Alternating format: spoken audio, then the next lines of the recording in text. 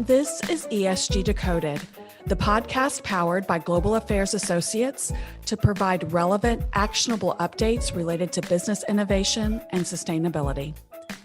Join Kaitlyn Allen and Amanda Shea of Global Affairs Associates for thoughtful, nuanced conversations with industry leaders that explore the complexities, the risks, and the opportunities connected to all things ESG. I'm Yvonne Harris, a consultant and co-host, and I will be collaborating with Kaitlyn and Amanda for the discussions that we will present on this podcast. Put simply, ESG is everything that is not on your balance sheet.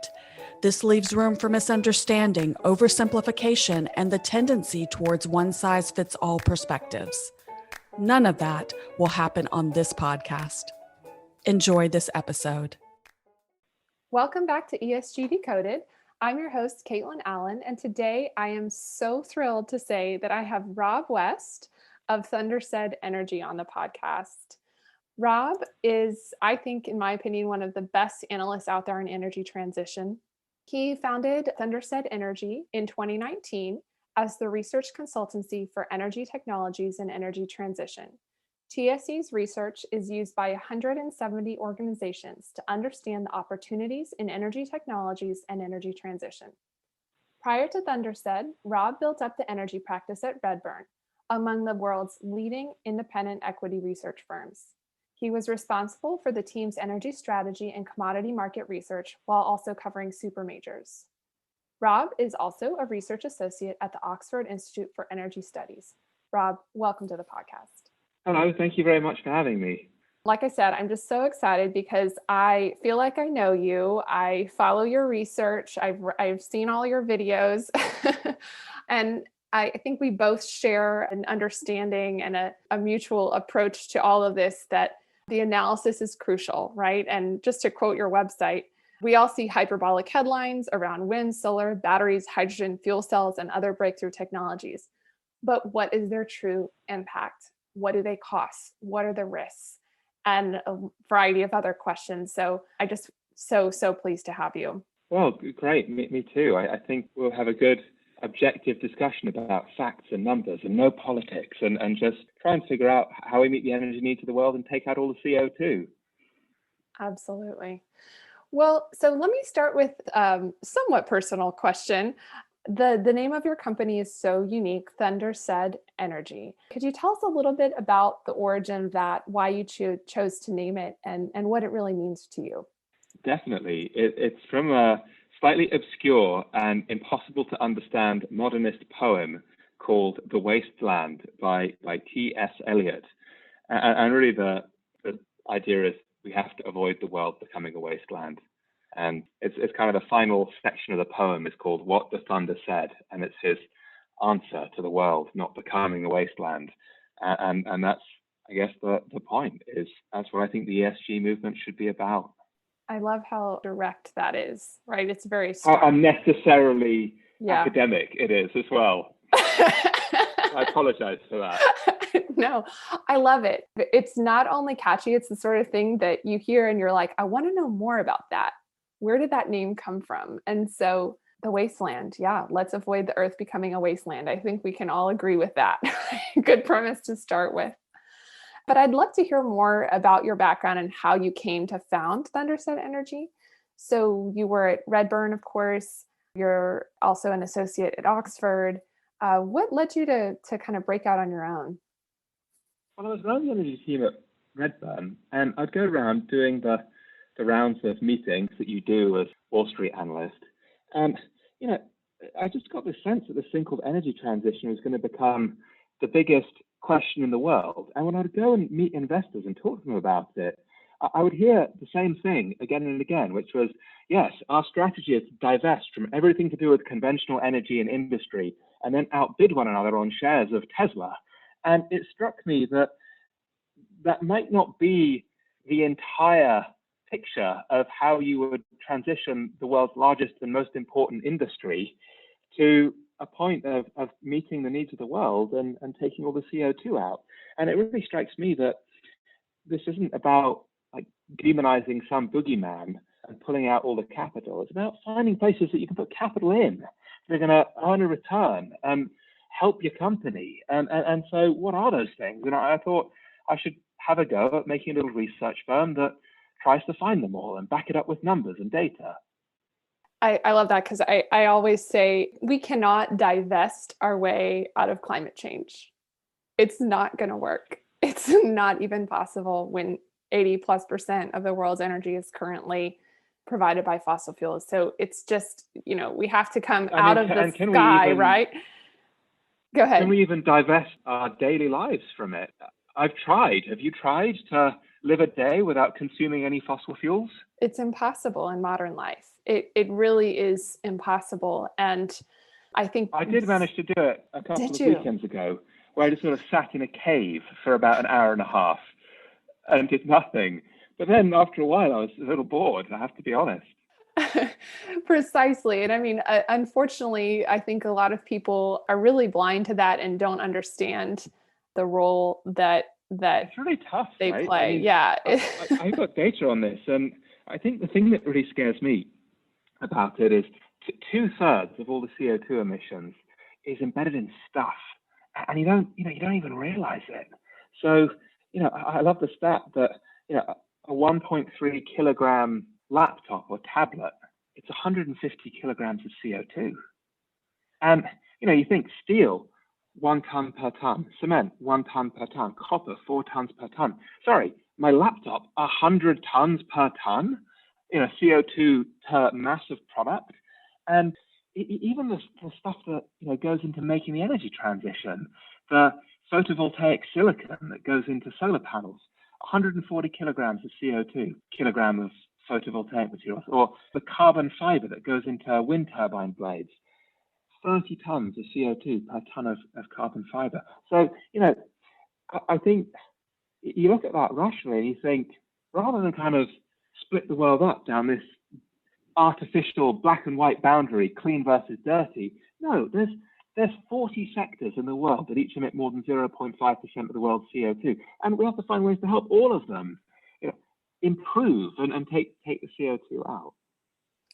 Yeah, I think, and to me, the headline there is, this is more complicated than you think it is, right? I mean, than most people think it is, than most policymakers think it is. And I think there's so many dangers to, like you said, these sort of black and white policies, from whether it's the investment side, whether it's from governments, local, state, federal, international, et cetera. And there's so much danger there for really truly misguided policy and misguided decision making. And so, again, just thank you, Rob, right, for bringing us all back to earth with your research. And so let's talk a little bit about some of your analysis then. What do you think are the biggest opportunities you see to achieving a net zero economy? Well, can I cheat and tell you why I'm going to tell you what I'm going to tell you, and then tell you what I tell you? I like to look at everything on a cost curve. No bar on a cost curve means anything unless you look at it relative to all the other bars on a cost curve. And so what I have is, from all the research that we've been doing at Thunder Said, is a cost curve of 150 different technologies that could decarbonize the entire world about 3 times over. So this is good news, because we only need to decarbonize it 1 time over. And then the entire energy transition becomes, which bundle of technologies do you pick? So economists warning, economist talk coming up. I think we should choose the cheapest bundle, because it's going to hit every single person the more and more and more it costs to clean up the world's environment and energy system. And so the Thunder Said Energy Roadmap to net zero costs an average of about $40 per ton. And I always think there's 5 big buckets. So the first one is renewables. We have to ramp renewables to 40% of the global grid. That's 20% of all global energy. That's bucket number 1. Bucket number 2, switch coal to gas. Coal is 1 ton of CO2 per megawatt hour. Gas is 0.35 tons of CO2 per megawatt hour. Just that same megawatt hour generated with gas, 2/3 less CO2. 3, make it as efficient as possible the way you use the energy. And there's hundreds of technologies in that set of things. Now, you might be thinking, well, if you've still got gas, I also have quite a lot of oil in this energy mix, how is it net zero? And the answer is you have to capture, that's the fourth bucket, capture a lot of that CO2 at source and dispose of it in the ground so it doesn't go into the atmosphere. And finally, and this is the biggest bucket and the biggest opportunity, the best way to stop the world becoming a wasteland is to directly stop it becoming a wasteland. We have deforested 5 billion acres of the world since the last couple hundred years. That has released 1 trillion tons of CO2. That is 1/3 of all anthropogenic emissions. And if you reforest an acre of land, it absorbs about 5 tons of CO2 per acre per year. That's 3 billion acres getting reforested. So I've got a global carbon sink of about 20 billion tons per year from restoring nature. And if you want to restore nature, that's the way to do it. If you want to pull CO2 out of the atmosphere, that's the way to do it. And the costs of this are not high. Somewhere between $15 and $50 per ton for a decent project in this space.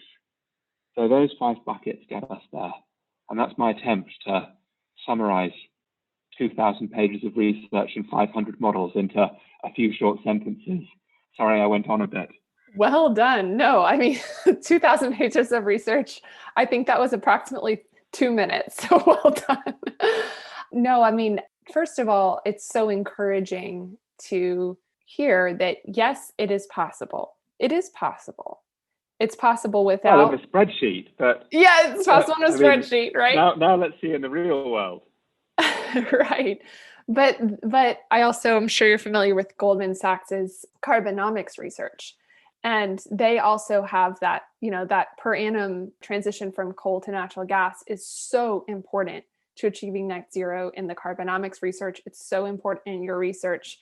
And yet, we have people here saying, in the US saying, oh, let's stop, producing natural gas.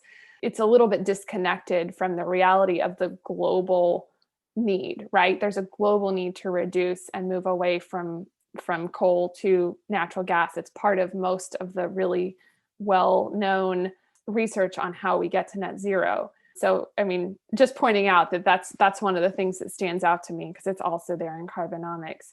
I also would love to talk a little bit more about your last point, which is how do you stop the earth from becoming a wasteland? Well, you stop making a wasteland, right? Stop deforesting, paving over, every single corner of the city we possibly can, right? It seems sort of obvious, and yet we see it everywhere.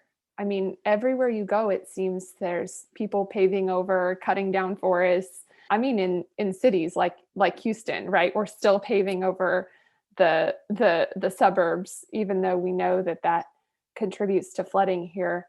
How do we get people to be incentivized to stop deforesting, to maybe do more thoughtful development? It's not about not developing, it's about doing it really thoughtfully and carefully. How do we get people and companies and governments to think about this differently? I think the best answer to that is to go to them with constructive solutions. So I'll tell you about a project I did recently that I'm actually really excited by. So it works like this. We've got a group of consumers on the grid. And what we want to do is to go to them with a fully carbon neutral microgrid. I mean, not micro, we're talking about something that's, 100 plus megawatts. But it's carbon neutral in the sense that we're going to get as much wind as we can get into this mix, as much solar as we can into this mix. And that ends up meaning that wind and solar do about 25% of the total demand of that grid. And then the rest is done with really clean, really efficient combined heat and power. A typical simple cycle gas turbine gets 40% efficiency. We're talking about 80% thermal efficiency on these turbines. And then the unavoidable emissions that come from the combustion emissions of the gas, we're going to fully offset using nature-based carbon removals that are real, incremental, long-lived, measurable, and biodiverse, and go and restore some of this wasteland that we talked about. And there's a couple of things that are cool about this. The first thing that's cool about it is this is legitimately a zero carbon project, right? Total CO2, zero. And there's no one trying to fleece anybody. It's just, this is what we want to provide. So how much is it going to cost? That's the second thing that's cool about it. About 9 cents a kilowatt hour. So if you think in Europe, where I am, the average commercial grid price is about 15 euro cents per kilowatt hour. So you could carve out this group and put them, on a package of electricity that's actually cheaper than what's out there on the grid. And third, and this is what's also very interesting about it, is full price stability. So the last 100 years of either being an energy producer or an energy consumer, you've been whipsawed left, right, and center. And what you have with this is an integrated package of gas assets, pipelines, CHPs, wind turbines, solar panels, and forests, all bundled together at a flat, pre-agreed, contracted price. The buyer has certainty, the seller has certainty, and that's bankable and financeable in a way that maybe hasn't been the case in our industry in the past. And I think, find me somebody who says no to that. Somebody who says, no, I don't want cheaper energy. I don't want carbon neutral energy. I'm sorry, how dare you plant a forest? Don't you know I hate nature? I mean, find me that person. And, I don't think that person should be making decisions for a large organization if they have that attitude, right? So I think if you can go to people with that kind of offering, that'd be my answer. Give them something that it's just a no-brainer opportunity.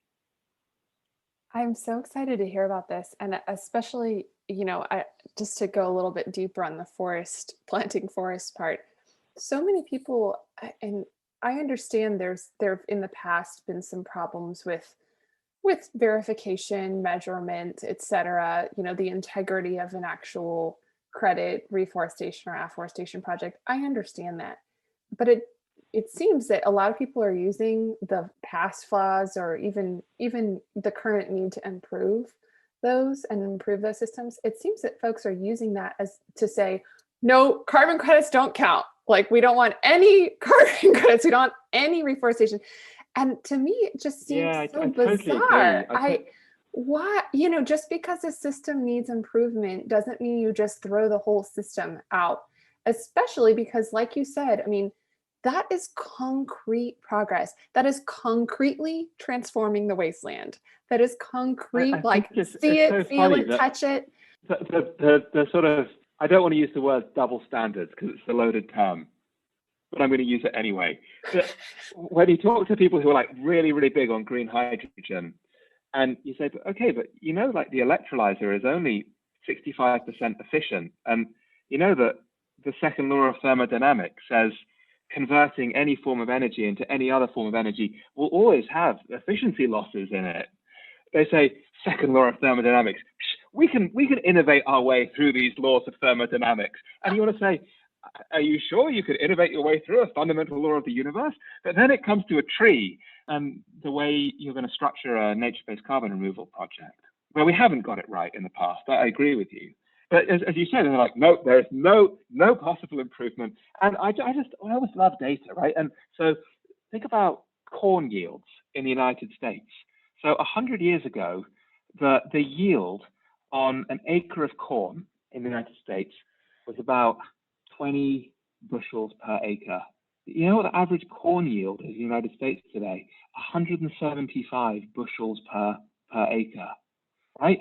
And you actually see the same thing if you look at pistachio crops in California, which really started growing these pistachio trees 50 years ago.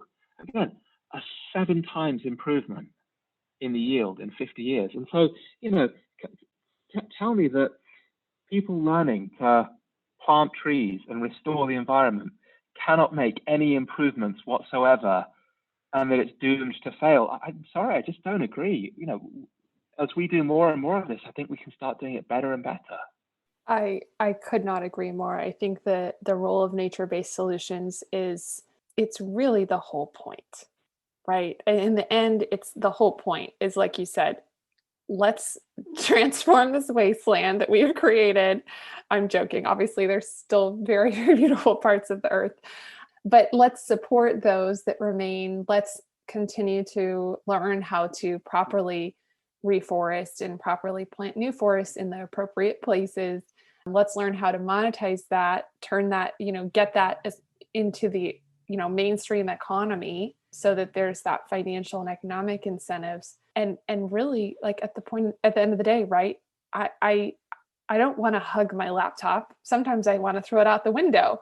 But if you're in a beautiful forest, you can't not be touched by nature or feel more at peace. There's research on this, right? I mean, this is human nature. We need trees. We need natural settings. We need prairies. We need forests. We need all of those to be generally healthy.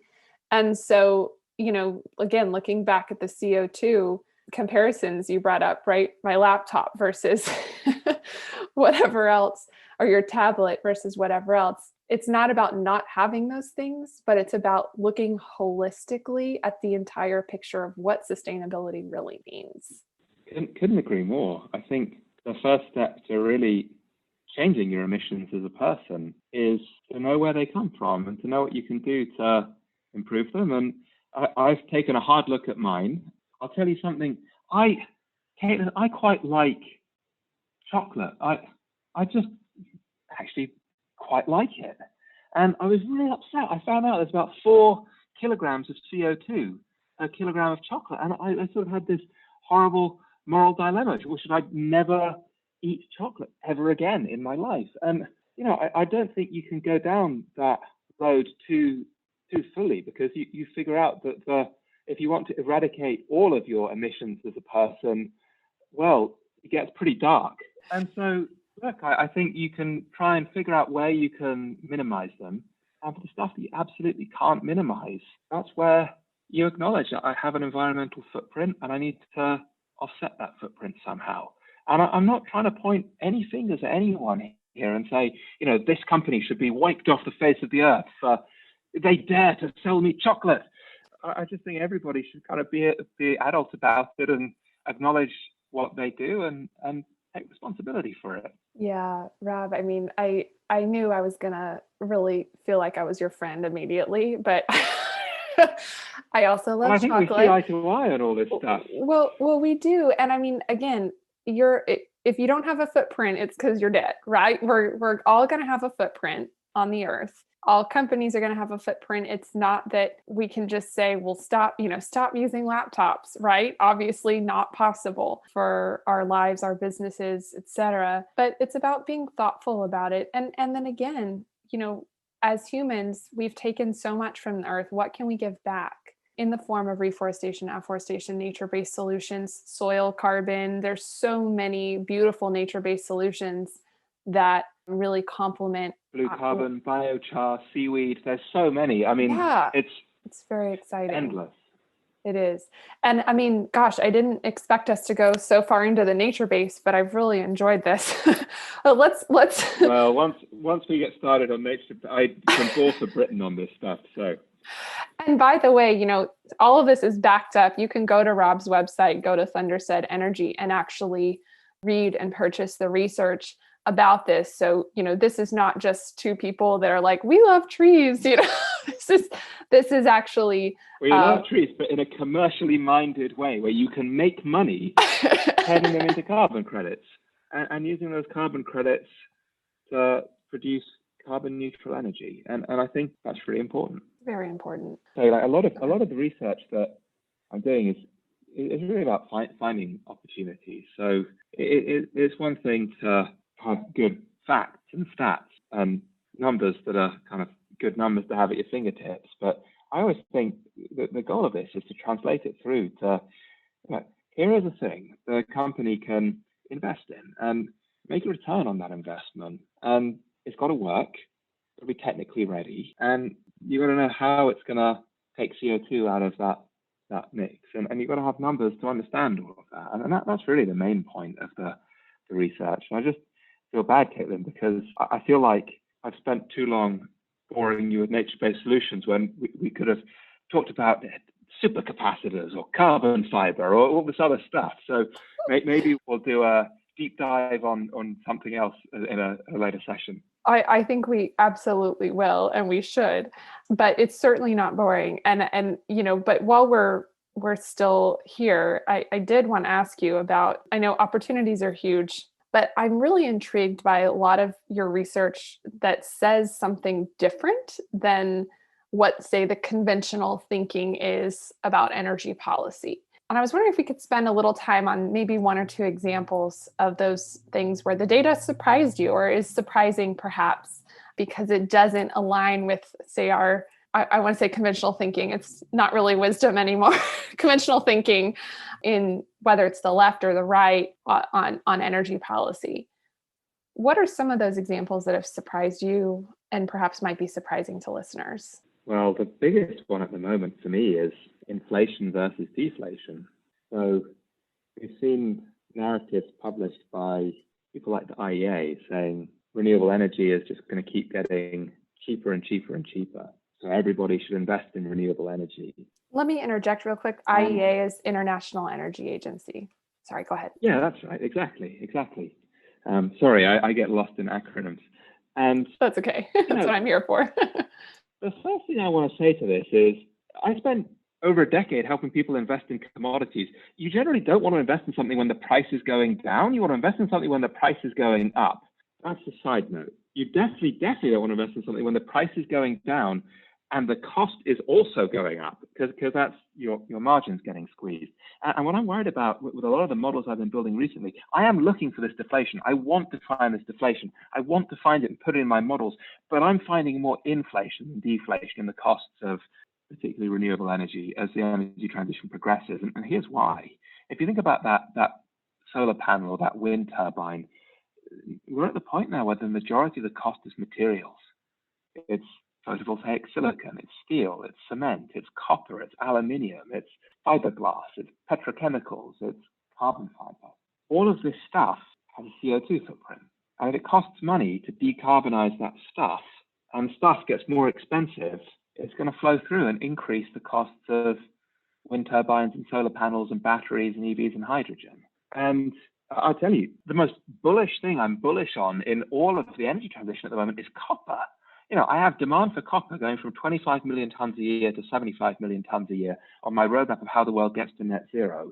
And one of the reasons is because demand, the demand trebles, is there's about 4 times more copper per kilowatt of renewables and kilowatt of conventional energy. There's about 4 times more copper per electric vehicle than conventional vehicle.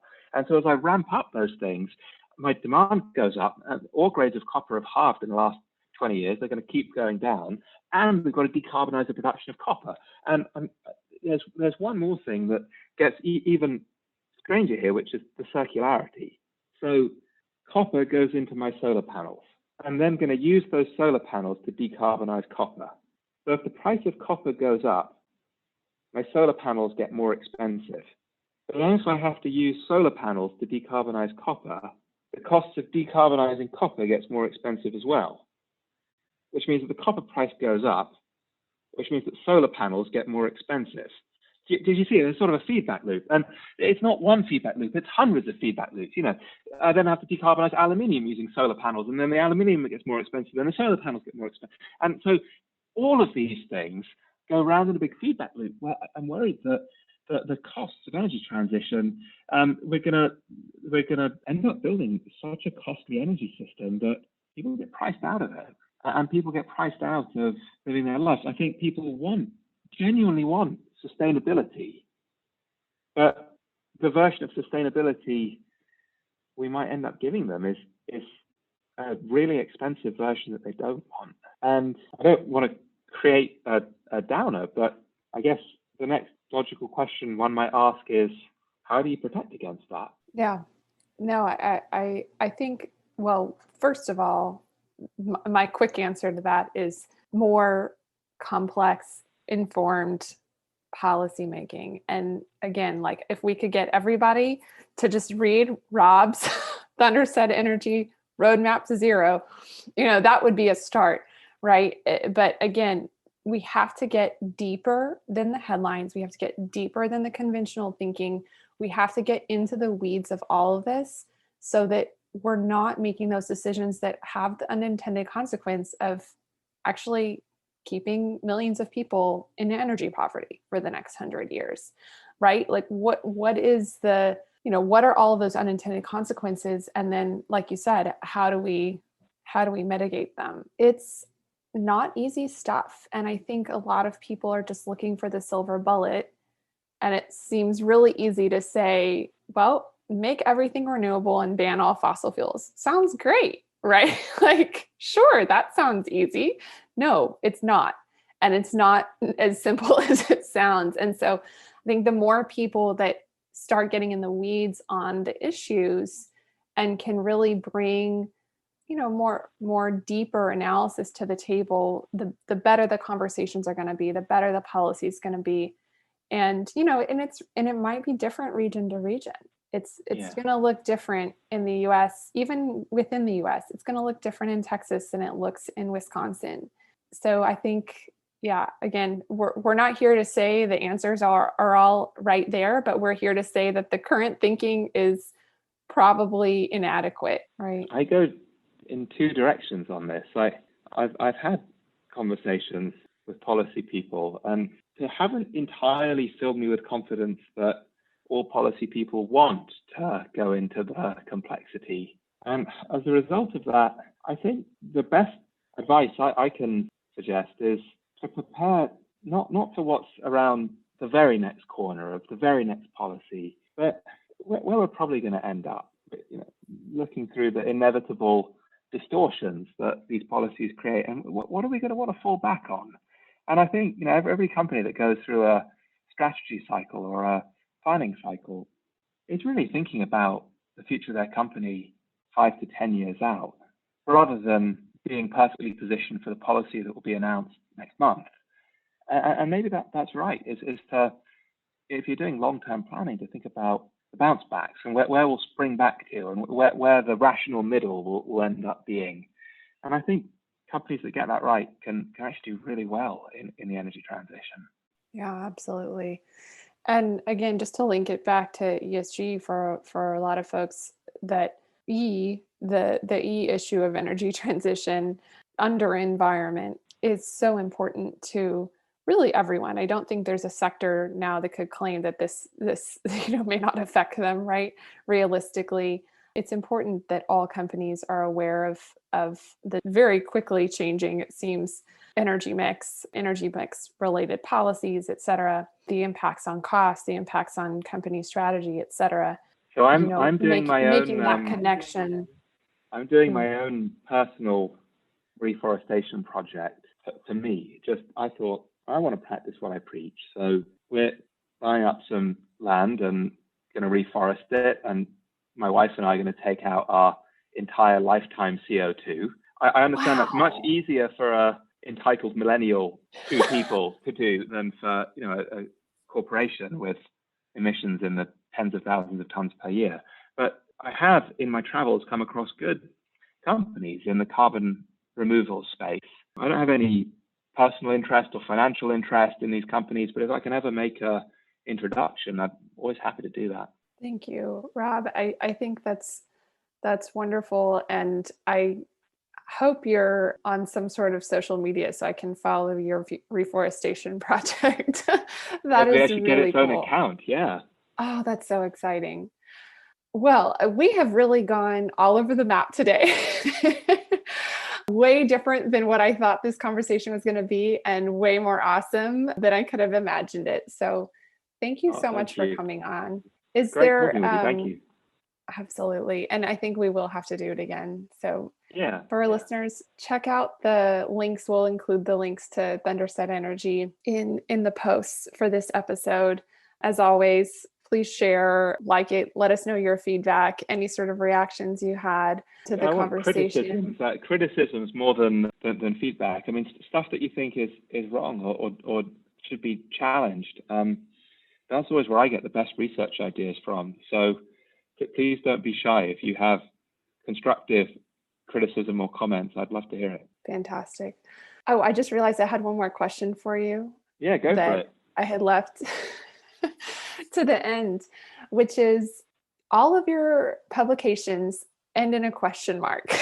I'm always thinking, I wonder what that is. Is that something that's British, or is that just Rob? So could you tell us about your questions?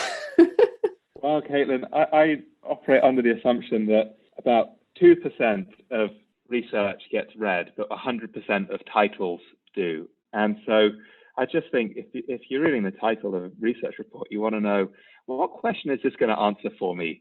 And we all get hundreds of things that cross our desks. So I kind of believe in telling people what you're going to tell them so that they can decide whether they want to invest scarce hours in the day, scarce minutes in the day, reading a report. Well, it's a great tactic, and I can assure everyone that it's well worth your while to read Thundersed's You better make work. This podcast title a question. Of course, we have to. Yes, we definitely will. Fantastic. All right. Thank you so much, Rob. Thank you for listening to ESG Decoded. Subscribe to this podcast wherever you consume yours, and follow ESG Decoded and Global Affairs Associates across social media platforms. Until our next episode, take what you learned today to drive long-term value for your organization by doing good for people and for the planet.